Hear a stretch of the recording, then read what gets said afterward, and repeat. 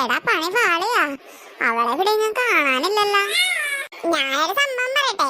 അവളെ ഒന്നാതെ വീട്ടിൽ നിന്ന് വിടണുണ്ടായിരുന്നില്ല. അവളൊരു വിധത്തിൽ സോപ്പിട്ട് ഇങ്ങോട്ട് വന്നത്. അപ്പിനിപ്പൊ ഇവളെ കാണാനില്ല. എന്ത് ചെയ്യും? ദോണ്ടേ ദേ കിടക്കണടാ അവള്. എവിടെ? അയ്യോ, ഇത് ഇവൾക്ക് എന്ത് പറ്റി? ബോധം കെട്ടാണോ കിടക്കണത്? എടാ, അതിന് ബോധം ഉണ്ടെങ്കിലേ ബോധം കെടുള്ളൂ. അവക്ക് സാധനത്തിൽ നമുക്ക് കളഞ്ഞു കിട്ടിയല്ല. അതെ, അത് തന്നെ ഭാഗ്യം. വാ, നമുക്ക് അവളിപ്പോ എല്ലാവർക്കും കൂടെ വിളിച്ച് എണീപ്പിക്കാം. രാവിലെ അവളൊന്നും തിന്നല്ലെന്നാണ്. തിന്നാത്തോണ്ട് വല്ല വെയിലടിച്ച് കക്ക വറുക്കാൻ ഇറങ്ങിയതാ. വല്ല വെയിലടിച്ച് ബോധം കെട്ടതായിരിക്കും. എടി പൊട്ടത്തി, എണീറ്റടി. എടി എണീക്കടി, എണീക്ക്. വാ, നമുക്ക് വീട്ടിൽ പോവാം. ആടി, എനിക്ക് പെട്ടെന്ന് താഴ്ച പോലെ തോന്നി. അങ്ങനെ എന്റെ ബോധം പോയതാ. ഞാൻ എപ്പോഴേ പറഞ്ഞതല്ലേ നിന്റെ അടുത്ത് രാവിലെ എന്തെങ്കിലും തിന്നിട്ട് ഇറങ്ങി വന്നാ മതിന്ന്. ആ, എന്തേലും ആവട്ടെ. ആ, നമുക്ക് തിരിച്ച് വീട്ടിലേക്ക് പോവാം. പോണ വഴിക്ക് എന്തെങ്കിലും മേടിച്ച് കഴിക്കാം. അപ്പൊ നിന്റെ തളർച്ചയൊക്കെ മാറും.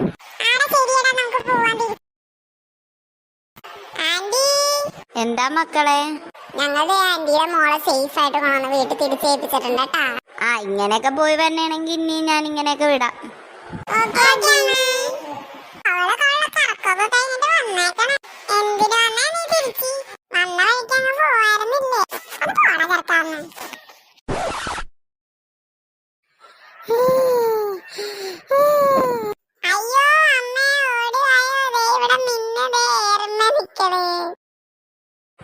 ഇവക്ക് എന്ത് പറ്റി?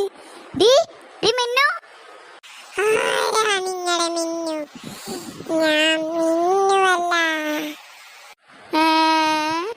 മിന്നു അല്ലെന്നാ?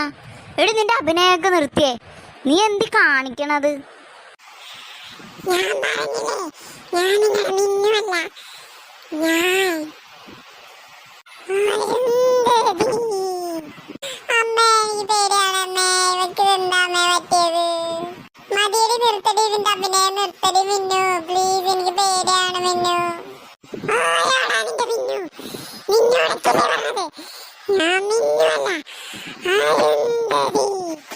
അയ്യോ, എന്റെ മോളെ, നിനക്ക് എന്താ മോളെ പറ്റിയത്?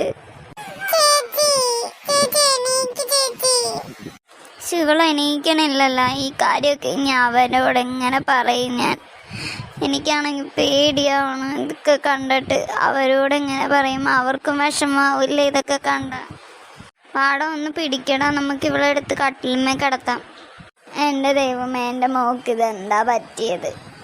ഇവൾക്കിതെന്ത് പറ്റി ദൈവമേ?